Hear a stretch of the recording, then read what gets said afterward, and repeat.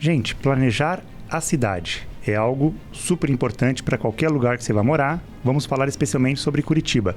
Esse é o tema que a vereadora Amália Tortato traz para a gente debater aqui no Tribuna Livre, junto com o engenheiro civil Gustavo Taniguchi. Eu vou chamar a vinheta, logo depois da vinheta a gente começa esse papo interessante em mais um programa aqui do CMC Podcasts.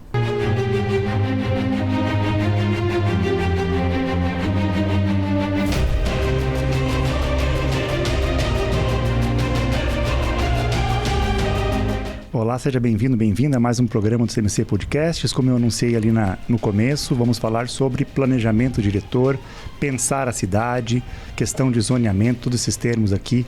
Nós vamos conversar com a vereadora Amália Tortato e o engenheiro civil Gustavo Taniguchi. Quero começar dando as boas-vindas para a vereadora Amália Tortato. Obrigado pela sua presença mais uma vez aqui no CMC Podcasts. Obrigada, Grupo. Eu que agradeço e parabenizo mais uma vez a equipe de comunicação da Câmara, trazendo novos produtos aí para a comunicação, sempre com o objetivo de espalhar a notícia da Câmara para mais pessoas aqui na cidade. Então, parabéns, ficou muito legal aqui esse formato do Tribuna Livre, agradeço pelo convite, agradeço especialmente ao Gustavo que topou vir aqui bater esse papo com a gente hoje. Obrigada.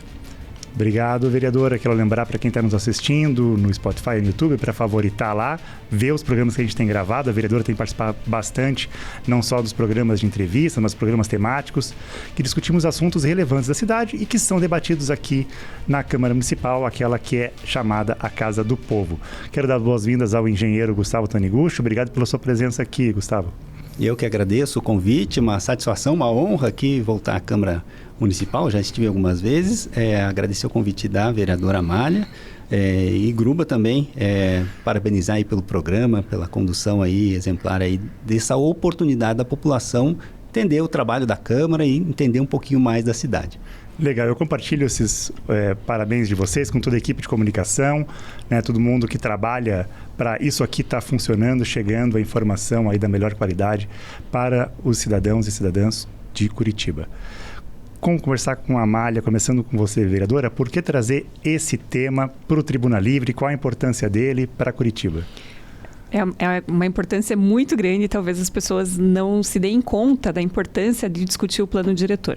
Aqui em Curitiba, no ano que vem, 2025, nós vamos ter essa discussão pelo Estatuto das Cidades, que foi aprovado a nível federal no início dos anos 2000. Ele prevê que os planos diretores precisam ser discutidos a cada 10 anos, pelo menos, como é o caso aqui de Curitiba, vai acontecer no ano que vem, 2025. Nosso último plano diretor foi em 2015, então ano que vem a gente tem essa discussão. E o que acontece? Eu percebo que, como eu comentei, as pessoas têm uma dificuldade muito grande de entender a relação entre o plano diretor e a vida real delas, o quanto isso impacta na vida real delas. Talvez as pessoas não saibam, mas quem anda pelas canaletas do Expresso e vê que todos os prédios que estão colocados ali na canaleta do Expresso tem aquela galeria embaixo, não está ali por acaso, aquilo é uma exigência do plano diretor, do antigo plano massa, um plano mais antigo, mas enfim, é uma exigência que está prevista em lei.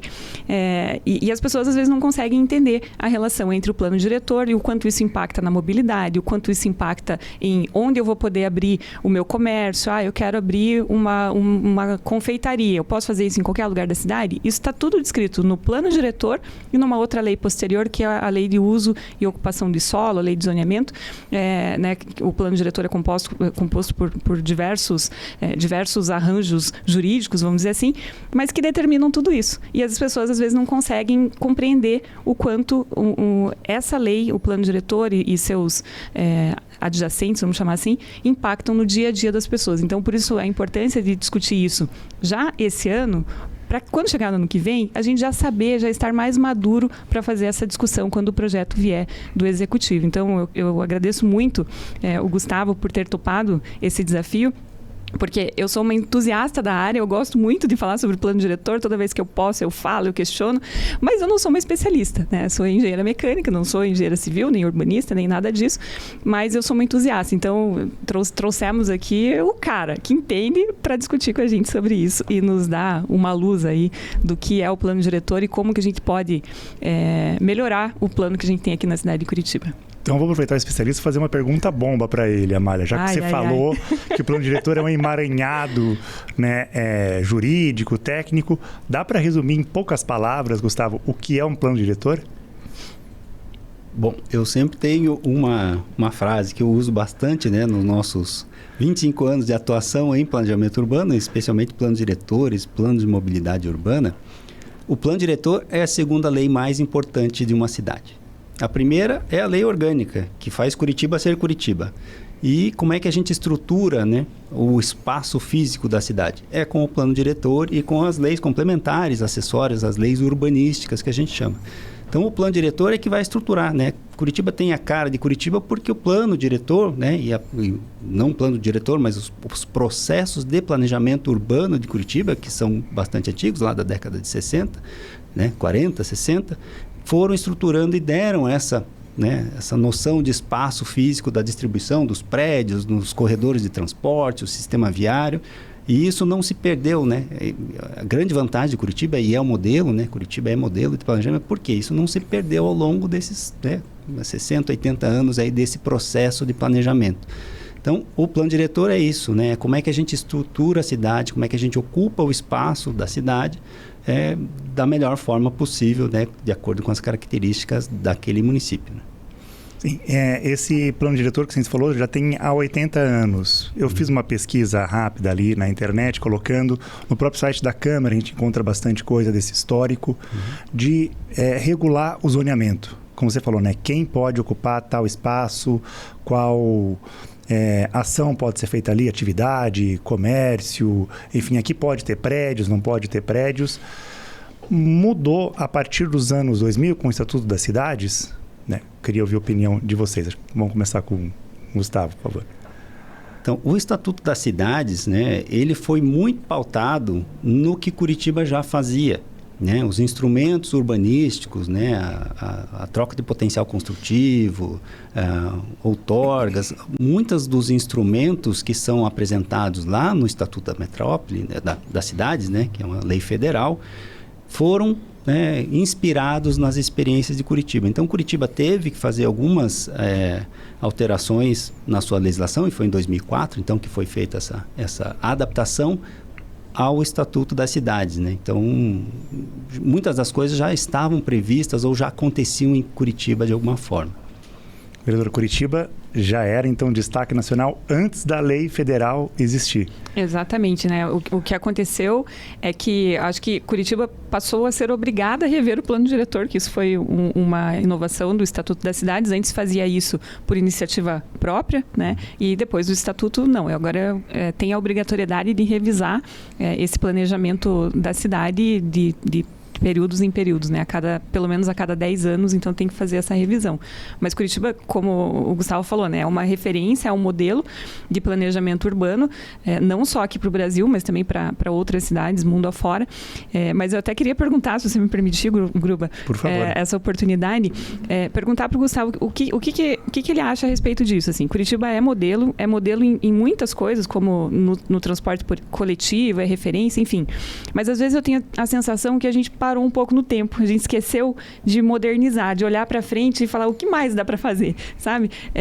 Eu queria saber a tua opinião, assim, como especialista, né, na área, assim, qual que é a tua visão em relação a isso? Curitiba tem oportunidades de modernização, de melhoria do plano diretor, do sistema viário, enfim, ou não? Do jeito que tá bom e é isso?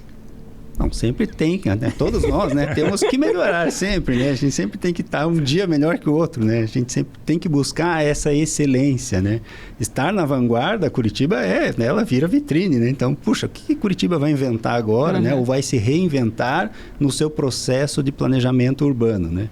Então, o plano diretor vai dar essas grandes diretrizes para a cidade, né? Então, a própria legislação já traz uma série de diretrizes modernas, essas questões de emergências climáticas, defesa civil, né? Catástrofes, isso já está de alguma forma já previsto, né? O que a gente tem que pensar para o futuro, né? Como é que a gente expande isso, né, para mais locais da própria Curitiba, e como é que os municípios vizinhos vão se apropriar disso, né? Então, por isso que essa integração em regiões metropolitanas é muito importante, né? Não adianta o polo estar resolvido, organizado ou já direcionado como planejamento urbano se os municípios do entorno não se organizam, não se planejam também. Então, essa integração é bastante importante. Agora, Curitiba, né, já tem, né, no próprio plano diretor, né, esse 2015, ele já traz um cenário futuro, e a gente percebe que naquele processo de planejamento lá da década de 70, né, os eixos de estruturantes, se você pega ali a Avenida Paraná, tem muitos vazios ainda, né? Vazios, né, prédios que não foram construídos, ou estruturas ainda disponíveis. Ou seja, o plano diretor, o processo de planejamento, ele é demorado, né? Então, ele não vai resolver questões imediatas. Então, ele vai precisar de tempo para ser estruturado e, ao longo do tempo, ele vai acontecendo. Se você, né, faz um sobrevoo em Curitiba, você percebe esse adensamento nos eixos de transporte, né? Então, você percebe que aquele processo de planejamento deu certo, né? Porque, né, foram se adensando os principais eixos. Adensando em parâmetros construtivos, às vezes não significa um adensamento populacional, porque o metro quadrado, né, nesses corredores ficou caro, né? Porque ele tem mais infraestrutura, oferece mais serviços, mais infraestrutura de uma maneira geral. E esse balanço que é o difícil, né? Como é que a gente incentiva o mercado a trazer uma população, né, de menor renda, que não precise se deslocar tanto para vir para o centro. Então, eu acho que é aí que é a grande discussão que pode vir a ser, né, na revisão do plano diretor, é como é que a gente equilibra isso. Essas coisas, né? Então, que não é fácil. Até para falar para o pessoal que está nos acompanhando, Curitiba, vou resumir aqui, por favor, não sem julgamentos técnicos, mas Curitiba tem um planejamento mais ou menos assim, que nos eixos estruturais, que são de forma mais simplificada, onde tem as canaletas dos ônibus, né, do vermelhão, são os locais onde se pode construir os prédios mais altos. E dali para fora, nas quadras subsequentes, você vai diminuindo a altura do prédio que pode construir. Numa ideia do tal do bolo de noiva, né? Então, ali no centro, você consegue construir um prédio mais alto e, conforme vai se afastando, pode construir prédios menores, né? Por isso que o Gustavo falou dessa questão do adensamento naquela região. Mas eu posso fazer mais uma pergunta? Claro, à vontade, Amália, por favor. Mas você acredita que existe, você comentou, né, ali no eixo do adensamento, o metro quadrado acaba ficando mais caro, né, porque é justamente onde se consegue construir prédios mais altos, o que faz com que as construtoras acabem priorizando fazer prédios de alto padrão, né, nessas regiões, enfim, e a gente está jogando as pessoas para longe. Será que justamente essa restrição e essa ideia de fazer Curitiba parecer o tal do bolo de noiva não é o que está fazendo com que isso encareça e a gente está deliberadamente jogando as pessoas para a periferia da cidade? Então, já me fizeram essa pergunta num outro podcast, né? E eu falei, bom, mas ok, então se a gente liberar, né, um adensamento ou liberar construções mais longe desses eixos de transporte, o que vai acontecer com a cidade? Né? Se você percebe já um congestionamento de veículos, né, um alto volume de tráfego nas vias, você vai estar potencializando isso em regiões que ainda não têm ou não terão nunca a infraestrutura necessária para poder absorver essa população a mais que você quer colocar na cidade. Então, a lógica do planejamento, ela, na minha visão técnica, ela está ok, né? Agora, como é que a gente propicia habitações, né? Como é que faz esse equilíbrio, né? Que foi o que você comentou. Como é que a gente financia que as pessoas de menor renda venham a buscar ou ter condições de acesso a uma área com mais infraestrutura ou com um fácil acesso ao sistema de transporte. Então agora posso fazer a pergunta agora? Por favor. Eu me empolguei aqui. Não, mas por favor, o programa é de vocês, fiquem à vontade. Mas tudo que a vereadora está perguntando, o Gustavo está respondendo, me surgiu algumas perguntas aqui, né? Quem pode participar do plano diretor, né? Como é que ele é feito? Né? Qualquer cidadão pode participar? São realizadas audiências públicas? Para essa renovação de plano a cada 10 anos? Sim, o Estatuto das Cidades também prevê essa obrigatoriedade de realização de audiências públicas e tudo mais. A nossa preocupação é que a audiência pública realmente seja uma audiência pública para ouvir a população, para que a população realmente participe, que não seja só pro forma. E aqui eu estou falando sem ter participado de 2015, não estou dizendo que em 2015 não aconteceu isso. O que eu estou falando aqui, como vereadora, eu preciso garantir que quando acontecerem essas audiências públicas, elas de fato sejam para ouvir a população, que a população possa trazer o seu ponto de vista, possa trazer as suas ideias para contribuir com o plano diretor, né? Mas eu tenho certeza que o Gustavo pode responder de maneira mais técnica em relação às outras exigências da discussão do plano. Técnicas e práticas, né? Eu já devo ter feito mais de 100 audiências públicas, né, na minha vida profissional. Então, o que a gente traz de experiência, né, prática do que acontece? Então, é um tema difícil, né, para a população, né, vir contribuir. Primeiro, porque ela não vai resolver o problema urgente que ela tem. Então, se eu tenho um problema de um buraco na minha rua, não é numa audiência do plano diretor que eu vou resolver esse problema. Então, essa dificuldade de entender o processo de planejamento, que ele não é imediato, não vai resolver aquele problema e é um processo de longo prazo. Então, o planejamento de 1970 ainda não se consolidou completamente. E vai demorar mais uns 30, 40 anos para consolidar de verdade. Não sei, porque Curitiba também não está crescendo tão rápido como foi esperado. Então, é um processo demorado. Então, se a pessoa, né, tem essa urgência, né, para participar do processo de revisão do plano diretor, para participar de uma oficina, de uma audiência pública, então ela tem que entender que não é para resolver o ontem, nem o hoje. É para resolver a vida dela daqui 5, 10, dos filhos, netos e etc. Então, é um processo de longo prazo e a gente tem que perceber que a gente quer uma melhoria coletiva. Não vou resolver o meu problema, preciso resolver o problema da cidade, para isso eu estou participando desse processo. Então, o cidadão entender que esse processo de discussão, ele não vai resolver o problema, aí ele acaba perdendo interesse, né? Porque ele, não, preciso resolver hoje, né? Tem um problema hoje. Então, essa cultura de planejamento, de como é que a pessoa participa, o que ela pode contribuir, como é que as forças da cidade se organizam, né? E aí, na questão de planejamento urbano, quem está diretamente ligado a isso é o setor imobiliário. Então, esse sim, né? Porque ele depende disso, depende de parâmetros urbanísticos, ele vai estar super mobilizado para isso. Porque é o dia a dia deles, é o problema de hoje deles, de ontem e de amanhã. Então, essas pessoas vão estar muito mais mobilizadas do que a população em geral, uma que está morando numa área de risco, ou uma pessoa que não tem uma ligação tão forte com esses processos de planejamento urbano. Então, é isso, né? Primeiro, pessoas, né, têm que entender o processo, né? Capacitar, ele é difícil porque tem muitos termos técnicos, é muita coisa de detalhes, parâmetros urbanísticos, né? E coisas que não são do dia a dia da pessoa.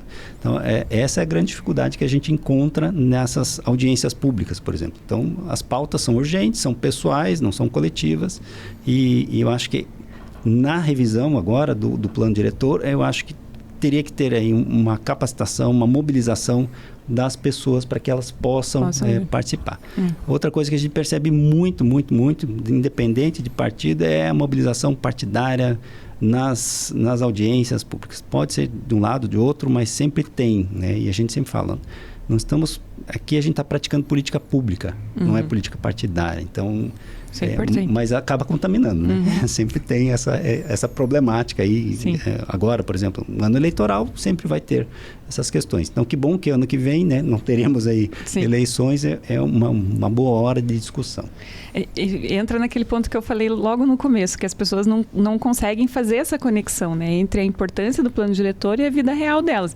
É quase como se fosse, eu imagino, né, o cidadão falando, é uma audiência para discutir quantos andares pode construir o prédio, então não vou construir prédio, não preciso ir, né? Mas no fim das contas ela não vê que isso impacta no valor do apartamento que ela vai alugar, que ela vai comprar, ou em quão longe vai estar um mercado da casa dela, por exemplo. Enfim, as pessoas têm essa dificuldade, porque é um tema muito complexo, muito técnico, né? E é difícil fazer a informação chegar para a população que está matando um leão por dia para viver, né? A última coisa que ela vai se preocupar é participar de uma audiência para discutir plano diretor, né? Eu acho que também a questão, tanto aqui da comunicação, como a Amália colocou ali, a questão, não sei os termos técnicos, mas às vezes é isso que a gente tem que encontrar para passar para a população, ter essa conscientização. Né? Até aqui na Casa Legislativa, a gente estava falando antes do programa, né? As atribuições dos vereadores e vereadoras é legislar e fiscalizar, mas eu acredito cada vez mais que é também conscientizar a população, esse problema é importante, mas se trata assim como o Gustavo acho que resumiu ali, colocando, Gustavo, é um problema coletivo e a longo prazo. Esse é a importância do plano diretor. Você colocou uma outra questão, Gustavo, falando que Curitiba já não cresce tanto quanto cresceu dos anos 60 até os anos 2000, vamos colocar assim. Mas nós temos uma região metropolitana que cresce de uma velocidade muito maior do que o polo, a capital. Né? Como é que é trabalhar, né, aí com essa questão, né? Curitiba fazendo o seu plano diretor como cidade, mas tendo todo esse entorno em volta, e as pessoas que moram em São José dos Pinhais, Araucária, às vezes vivem mais aqui do que lá, né? Naquela questão de cidade dormitório, enfim, tem uma ligação muito forte com aqui. Esse plano diretor, ele é feito em conjunto quando é região metropolitana, ou mesmo assim cada município faz o seu? Como é que funciona nesses casos? Então, além do Estatuto das Cidades de 2002, a gente tem o Estatuto da Metrópole de 2015. Então, o Estatuto da Metrópole fala, olha, regiões metropolitanas, vocês também têm que ter um processo de planejamento. Então, a região metropolitana de Curitiba também está fazendo agora um processo de revisão do seu plano de desenvolvimento urbano integrado. O nome é diferente, mas é justamente isso. Como é que os municípios metropolitanos vão se organizar? Esse PDUI, né, que a gente chama, ele que é metropolitano, ele vai rebater em todos os municípios da região metropolitana. Então, tudo que for definido de caráter metropolitano terá prioridade sobre o planejamento municipal. Claro, os municípios continuam com as suas autonomias, né, de acordo com o seu espaço, o seu território, mas o que for de diretriz metropolitana, para justamente atender o cidadão metropolitano, eu posso morar em Curitiba, mas eu posso trabalhar numa fábrica em São José dos Pinhais, então eu tenho esse deslocamento, eu tenho esse viver aqui, o pessoal de Araucária, né, muitos funcionários das fábricas, né, ou moram em Curitiba ou vice-versa, o pessoal que mora na região metropolitana vem trabalhar em Curitiba. Então, o que a gente, né, está desenvolvendo hoje em dia é um plano metropolitano que vai rebater no planejamento municipal, seja de Curitiba, seja de qualquer outros municípios da região metropolitana. E se a gente pensa na região metropolitana de Curitiba, a gente percebe que Curitiba e os seus 13 municípios imediatos, que a gente chama de núcleo urbano central, esses mais pertinhos aqui, Araucária, Pinhais, eles concentram a maior parte da população. E que demandam essas idas e vindas, tanto na questão de deslocamento, de mobilidade, como na questão ambiental. Se pegar Piraquara, né, tem todos a maior parte do manancial, né, de abastecimento de água das pessoas em Piraquara. E aí, se a gente começar a ocupar Piraquara, vai ter água para todo mundo ou não? Né? Da onde que vai vir essa água? Então, são questões que não dependem de Curitiba. Curitiba tem aqui o Passaúna e tal, e daí o resto da água vem da onde? Então, a gente tem que pensar nos municípios vizinhos. E lá em 2004, já se pensou na revisão lá do plano diretor que poderia ter uma compensação ambiental em Curitiba se tivesse uma preservação no manancial, já pensando nessa questão metropolitana. Então, a gente tem que pensar, né, não se pode mais pensar Curitiba sem pensar o seu entorno.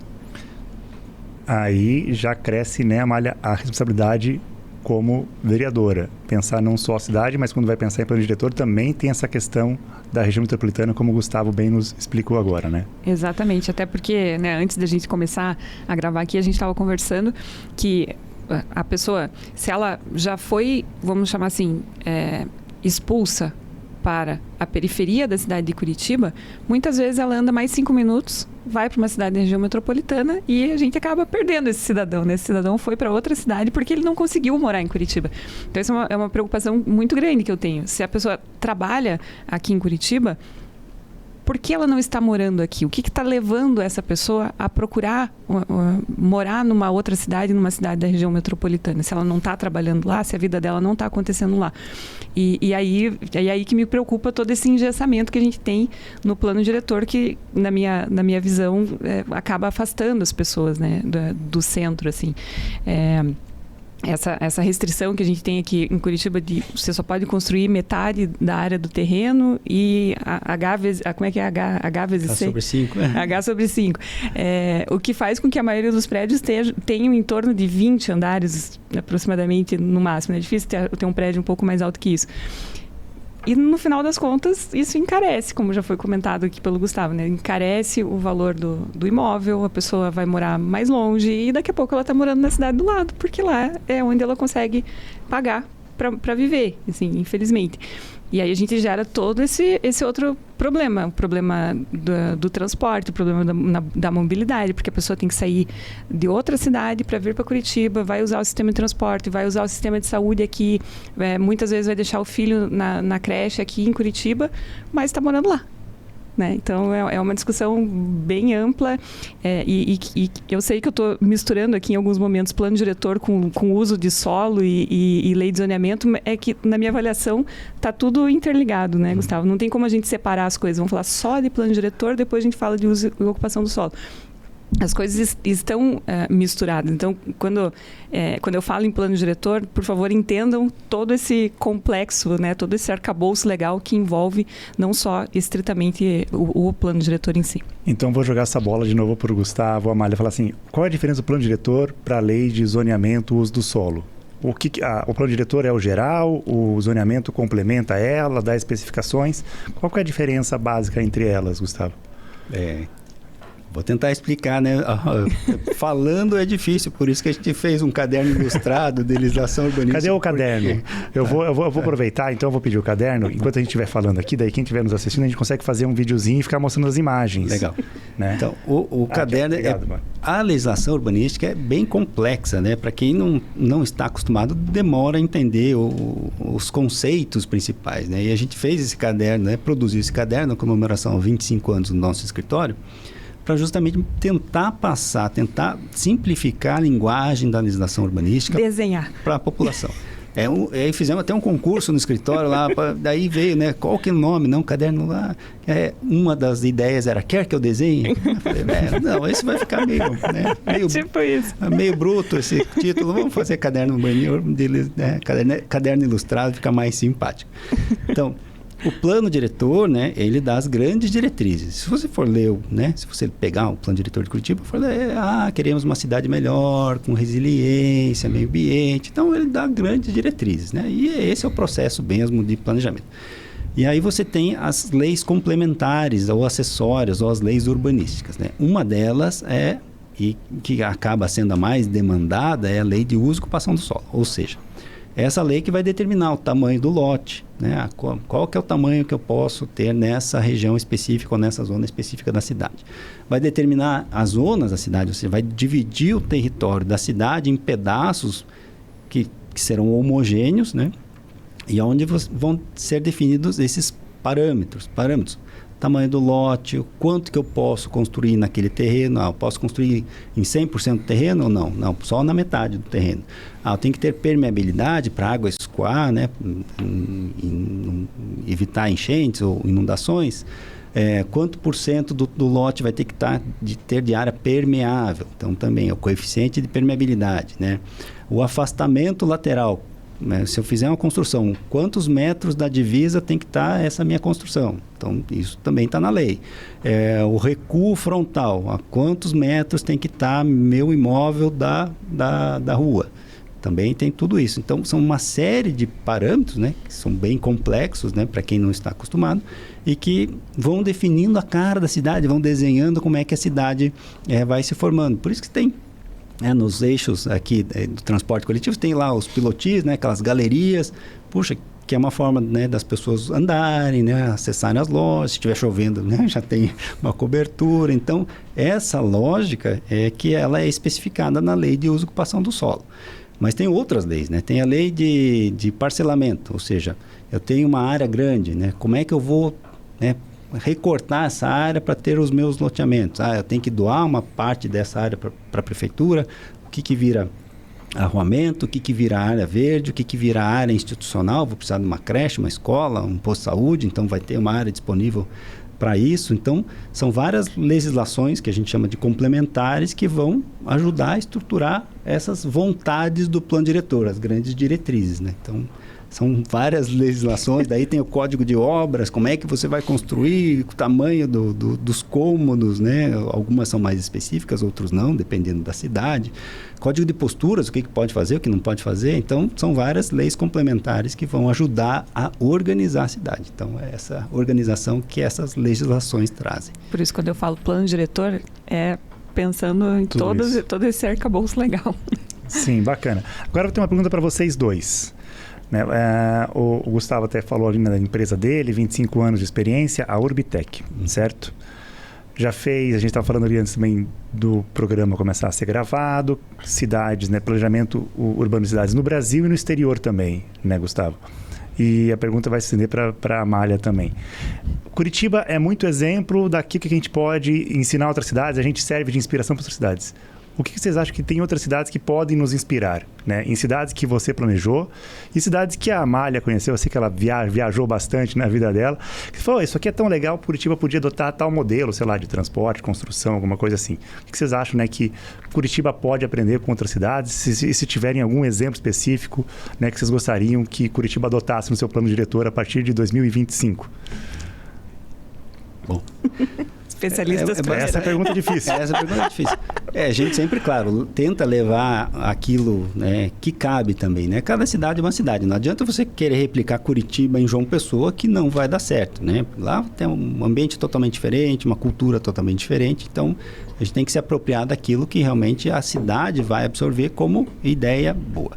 E de lá para cá, o que poderia vir para Curitiba, né, de inovação ou de contextualização,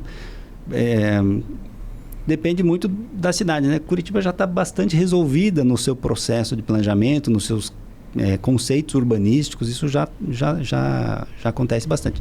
Mas das cidades que a gente atendeu para outras cidades, por exemplo, Porto Alegre, região metropolitana, nessa catástrofe que aconteceu há pouco tempo, a gente fez o plano diretor de Canoinhas, aqui em Santa Catarina. E lá tinha uma área sujeita a alagamento, tinha uma cota de inundação do rio Canoinhas, mas mesmo assim havia uma pressão para a ocupação dessa área, né? E a gente percebeu que era uma área complicada, porque, né, qualquer cheia, né, milenar ou decamilenar, aquelas pessoas iam ficar com um problema de alagamento.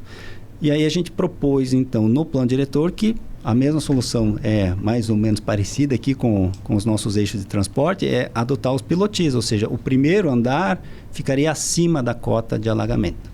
Então, você teria ainda mais 2 pavimentos além desse. Esse não entraria como área computável, né, para incidir a tributação. Então, você teria ali um espaço, uma folga para que as pessoas, caso houver, né, um evento climático intenso ou uma inundação, teria ali uma chance maior ali de salvar os seus bens, etc. Então, pequenas coisas, né? Canoinhas poderia, né, implantar isso em outras cidades agora, né? Especialmente no Rio Grande do Sul, mas outras cidades, porque a gente sabe, né, as mudanças climáticas estão aí e a gente tem que ser resiliente, as cidades têm que ser resilientes para poder dar conta desses imprevistos, que não são tão imprevistos agora, né? A gente tem que estar preparado para isso. Olha, tem bastante coisa que eu queria trazer de fora, para ser muito sincera, assim. Eu quero começar falando do Retrofit, que é um projeto que já foi implantado em São Paulo, já foi implantado em Florianópolis, enfim, em outros lugares, que é um projeto que tem a ideia de trazer vida para construções, especialmente acaba pegando mais as construções das áreas centrais, que hoje estão bastante, a nossa área central está bastante degradada, meio abandonada, e o Retrofit ele traz uma oxigenação para isso, traz uma possibilidade de uso para esses edifícios que na legislação atual não é possível fazer, né? Então, basicamente, se o edifício tiver condições de acessibilidade e de segurança, pode tocar em frente e fazer o que você quiser, entre aspas, né, dentro desse edifício. Não precisando necessariamente respeitar todas as regrinhas que hoje existem. Prédios que foram construídos há décadas atrás e que estão sem uso porque não consegue se encaixar na legislação atual. Então, essa ideia do retrofit, eu acho que Curitiba precisa adotar para ontem, né? A gente tem, inclusive, uma emenda num projeto do prefeito que a gente traz esse conceito do retrofit para facilitar. Eu já escutei, por exemplo, de comerciantes ali do centro, Gustavo, que eles queriam se reunir, comerciantes de uma determinada rua, eles queriam se reunir para fazer a revitalização daquele lugar, daquela rua, e aí esbarraram em burocracias, em impedimentos legais que não permitem que seja feita a revitalização daquela rua. E aí, entrando aqui até num outro tema bastante polêmico, que é a questão dos prédios com tombamento histórico, enfim, que acabam fazendo com que tenha essa restrição seja ainda maior, né? Especialmente ali no centro. Mas, assim, esse é um dos pontos. Eu sou uma liberal convicta, né? Então, eu acredito que o planejamento central da economia não funciona, assim como eu acho muito difícil a gente conseguir fazer um planejamento central da cidade muito detalhado que vá funcionar. Ninguém é capaz de prever ou de imaginar os anseios e os desejos de 2 milhões de pessoas que moram aqui na nossa cidade. Então, na minha avaliação, quanto menos detalhes a gente tiver nesse tipo de legislação, para mim, enfim, como liberal, eu acho que funcionaria melhor. E aí, eu queria trazer alguns exemplos aqui do que me incomoda hoje na lei, no plano diretor como um todo. Por exemplo, a questão do recuo, né? Então, esses recuos, é importante explicar para a população. O recuo, ele fica dentro do teu terreno. Então, você tem um terreno ali de 10 por 10, vamos dizer. Você é obrigado pela legislação a não usar o teu terreno de 10 por 10. Tem que começar a construir 3 metros para dentro. Esse é o chamado recuo. Eu acho que a gente não deveria legislar tanto assim sobre a propriedade privada, sobre o que acontece no terreno privado. E aí você me falou das cidades que eu visitei, né, que eu conheci. Eu trabalhei muito tempo como comissária de voo. E aí, por exemplo, você anda em Nova York, você lá na Times Square, na Broadway, você não vê os prédios com recuo. E as pessoas gostam de andar em Nova York, as pessoas vão para Nova York. Madrid, enfim... poderia citar aqui diversas cidades do mundo em que isso acontece, que as construções vão até o limite, né? Como chama? O alinhamento predial, é isso? Uhum. Vão até o alinhamento predial e, poxa vida, são lugares que as pessoas gostam bastante de visitar, sabe? Então, assim, esse é outro ponto. Um outro ponto que me incomoda é essa questão da altura das construções, né? Talvez até... Eu concordo com o Gustavo quando ele fala da questão do transporte, como seria o trânsito e tal. Então, talvez a gente tenha que ter uma regulamentação, mas, poxa, precisava ser tão engessado assim que a gente não consegue construir um prédio de 50 andares em Curitiba, sabe? Isso me incomoda um pouco. A gente precisa ter uma certa regulação, mas eu ainda acho que Curitiba está muito engessado. A questão das zonas da cidade. Então, tem zonas, por exemplo, que a gente só tem área residencial. É uma zona residencial. Eu acho que a cidade inteira deveria ser zona mista. E deveria ser assim, uma questão... O Gustavo está me olhando aqui, tô com medo do que ele está pensando. Eu acho que a gente deveria fazer um plano diretor dizendo, ou, enfim, essas leis todas, o que não pode. Você não pode construir uma fábrica de fogos de artifício no centro da cidade. Estou dando um exemplo aqui para ficar ilustrado, né? Então, eu acho que a gente vai dizer o que não pode. Não pode fazer isso em tal lugar. O que não tiver escrito que não pode, o resto pode. Especialmente nessa questão de uso e ocupação do solo, né? Não tanto na questão do plano diretor, mas na questão do uso e ocupação do solo. A gente tem, por exemplo, aqui em Curitiba, a questão do self-storage, que eu já discuti no plenário, que esse é um caso bem bizarro, Gustavo. O IBGE já classificou a atividade do self-storage com um KNAI específico. E Curitiba usa o KNAI para todas as atividades, exceto para self-storage. E não reconhece o KNAI que o IBGE apontou e usa um outro KNAI. E aí o que acontece? A pessoa, quando tenta abrir um self-storage, que nada mais é que um local que você aluga como uma extensão da sua casa ou uma extensão do seu comércio, a pessoa, quando vai abrir esse tipo de negócio, ela é jogada para a periferia da cidade. Porque a Curitiba encaixa eles como guarda-móveis, não como self-storage, conforme a classificação do IBGE. Então, só que, assim, você não quer ter a extensão da sua casa longe da sua casa. Então, esse é um tipo de atividade que precisa ser permitido na cidade inteira, né? Enfim, eu divaguei aqui, mas para dizer que a importância do uso e ocupação do solo. E o último ponto que eu queria trazer que a gente podia discutir em Curitiba é o chamado BID, que é Business Improvement District, que quando eu fiz uma tribuna livre aqui, eu trouxe o Diogo Costa, que falou sobre isso. Que seria o quê? Seria uma associação de comerciantes e moradores de uma determinada região, vamos dizer, da Boca Maldita, ali na Rua 15. Aqueles comerciantes e moradores se reúnem e decidem voluntariamente pagar uma taxa para fazer a manutenção e a revitalização daquele lugar. Veja, não é uma coisa que é imposta, é uma coisa que é discutida entre eles e que eles entram nesse acordo. E aí, para fazer essa revitalização, eles teriam alguma flexibilização em questões urbanísticas e em essas exigências legais que acabam impedindo. O que é esse BID? É o que o pessoal daquela rua que eu comentei queria fazer, aqueles comerciantes queriam fazer. E não puderam fazer, né, por conta desse engessamento da legislação municipal. Então, eu também acho que é uma forma de a gente revitalizar a cidade, especialmente os pontos que estão mais degradados, sabe? Que, infelizmente, acaba sendo o centro, né? Então, o nosso centro hoje precisa de uma atenção. Os comerciantes que estão lá, eles estão dispostos a fazer, mas acabam esbarrando em regramentos muito engessados que acabam não permitindo que isso aconteça, né? Nossa, falei bastante.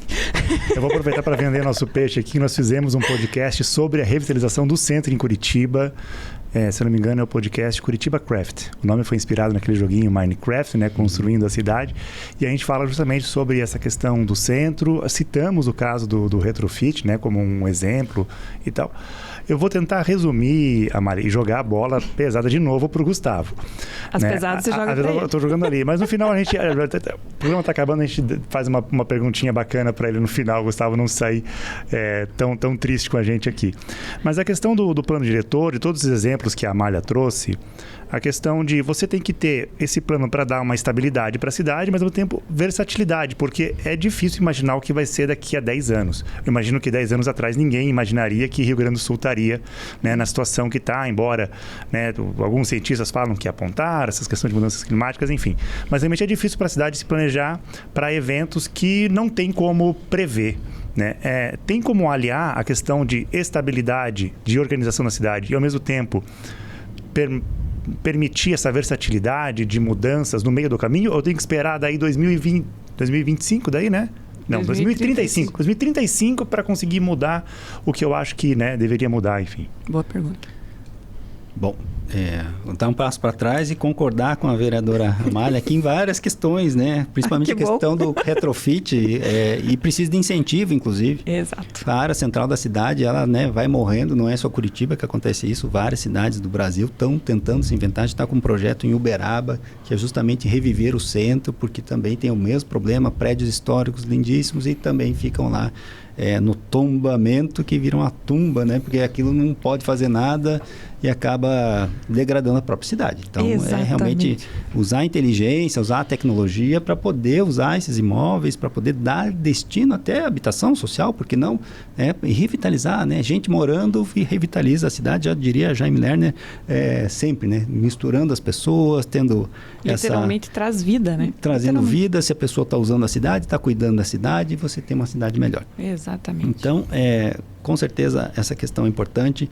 Questão dos parâmetros, recursos também. Eu sou a favor aí de algumas flexibilizações em parâmetros, né, em determinadas áreas. O uso misto também é super importante para você, né, até diminuir esses deslocamentos. Né, se eu tiver um trabalho mais próximo da minha casa, excelente, muito bom. O que se vende hoje de planejamento, né, o que é moda, né, é a cidade de 15 minutos. Mas para a gente viver, eu moro no JuVV, meu escritório no JuVV, então eu faço tudo em 5 minutos, né? Nem 15 minutos. Mas o povo que atende, a moça que faz o cafezinho na loja de café que eu vou, ela mora em Colombo. Então ela não mora na cidade de 15 minutos. Então é para uma parcela da população essa cidade de 15 minutos, né? A gente ainda não consegue ter cidade de 15 minutos para todo mundo. Mas a gente tem o que a gente chama de adensamento, né? Tem bastante gente morando em menos metros quadrados. Isso é bom porque você otimiza as infraestruturas, a economia da cidade. Então, a partir dessas questões é que a gente vai, então, propor aí para uma cidade um futuro melhor a partir dessas reflexões do que acontece hoje em dia, né? Do que a gente precisa realmente propor, né, de mudanças no plano diretor, no processo de planejamento, desde ensinar a população de como é que ela deve participar, entender o processo, essas questões que acontecem na cidade que estão ficando para trás e que a gente precisa revitalizar mesmo. Então, isso é bem importante. Essas ações de flexibilização de parâmetros, seja de recuo ou até às vezes a gente trabalhar com densidades, né? E por exemplo, Curitiba já tem, né? No plano diretor aqui no macrozonamento, não, aqui tem uma área com mais gente morando por metro quadrado. Mas se a gente concentrar num canto e tiver toda uma área verde em volta, será que não é melhor? Então eu posso subir, né? Ter uma altura maior ou não? Mas é uma coisa que a gente tem que trabalhar, né? Esse processo de planejamento com as pessoas, né? Então esse desafio aí que nós teremos a partir do ano que vem. Espero poder participar aí também, né? Já que eu também trazer espero. Um pouquinho das experiências que a gente traz aí para poder trazer essas questões que são efetivamente de planejamento, né, para a cidade. Exato. Que bacana, legal. Meu reloginho já pitou aqui, a gente já está estourando. Já estouramos, na verdade, o tempo do programa aqui. Né, quero já ir agradecendo vocês pela participação, mas abrir para as considerações finais. Né? Eu vou começar com o Gustavo. A pergunta é um pouco mais suave, Gustavo. Para os próximos 10 anos, como é que você imagina Curitiba daqui a 10 anos? Né? Já dando algumas dicas do que o plano diretor deve inovar, não inovar. Enfim, para a gente tentar resumir esse programa aqui nessa parte final. Vamos lá, é pergunta de 1 milhão, né? Mas vamos só recebeu pergunta difícil. Só uma pergunta difícil. Mas é seguir esse processo de planejamento, que o que transformou Curitiba foi a continuidade e seguir as linhas mestras de planejamento que foram estabelecidas lá em 40, 60 até hoje. Então isso foi muito importante, é muito importante para o processo de planejamento de Curitiba.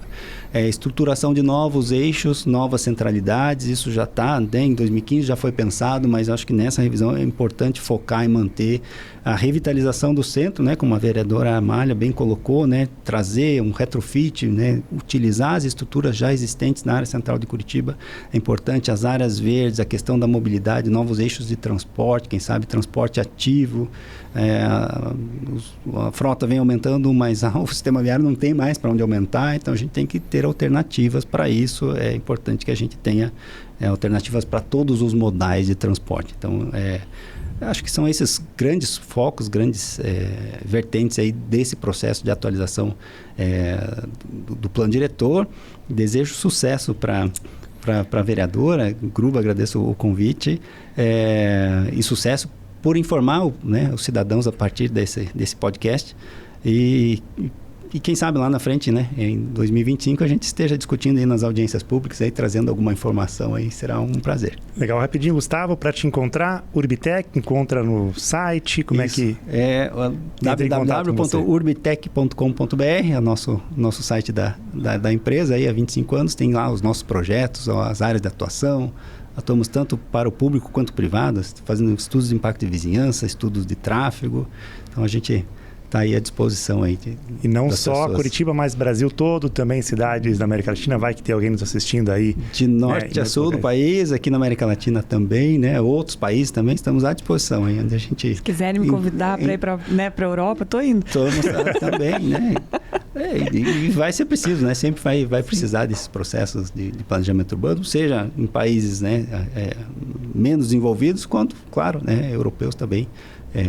A Ucrânia, por exemplo, né, depois que passar esse horror de guerra, vai precisar reconstruir do zero, né? Então, vai precisar de planejamento, né? E com bom planejamento, teremos um bom futuro para as cidades. Tá certo. Gustavo, obrigado pela sua participação, obrigado por responder as perguntas mais difíceis dessa bancada aqui na história dos podcasts aqui da Câmara Municipal de Curitiba.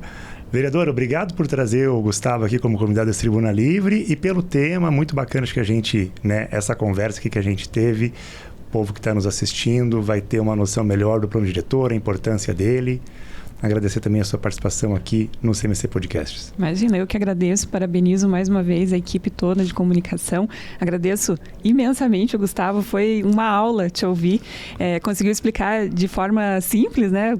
Um tema que é tão complexo. Tenho certeza que todo mundo que nos assistiu saiu daqui entendendo um pouquinho mais de plano diretor e espero que todo mundo que nos assistiu também participe dessa discussão quando a gente tiver as audiências públicas aqui em Curitiba, enfim, vindo, né, participar ativamente. Afinal de contas, como como você falou, aqui é a casa do povo, a gente precisa fazer essa discussão, né? Então, obrigada pela oportunidade. É um tema que eu gosto muito de falar, embora não seja uma especialista, eu sou uma entusiasta e espero que a gente tenha, nos próximos 10 anos, aí, uma Curitiba mais livre, com mais oportunidades para todos e que a gente não precise ver as pessoas se deslocando para a região metropolitana, que a gente consiga acolher essas pessoas aqui na nossa cidade, mostrando que Curitiba é para todos, né? Então, obrigada, Gruba, pela oportunidade de a gente discutir esse assunto tão importante para a nossa cidade. Agradeço a vocês, desejo sucesso aí nos planos de vocês, nas lutas, nos empenhos que vocês fazem para transformar uma Curitiba cada vez melhor. Quero agradecer também os assessores de vocês, estava a Aline, eu esqueci seu nome, desculpa. O Zac também, que estavam aqui acompanhando, aguentaram a gente aqui dentro do estúdio, e o Bruno Slombo, que fez os cortes aqui na transmissão. Termino agradecendo a você que nos escutou, nos assistiu, Spotify, YouTube. Termino fazendo aquele pedido de sempre. Segue a gente no YouTube, favorita lá. Pode ver outros Tribunas Livres que gravamos aqui. Tem os Tribunas Livres também do plenário que a gente joga lá no YouTube. A vereadora até destacou o Diogo Costa, é isso? Isso. Que ela trouxe para falar do BID, Business Development. Improvement District. District, não é Development, é District. E também programas temáticos que fazemos aqui sobre assuntos importantes para Curitiba. Me despeço de todos e todas, deixo um abraço e até a próxima.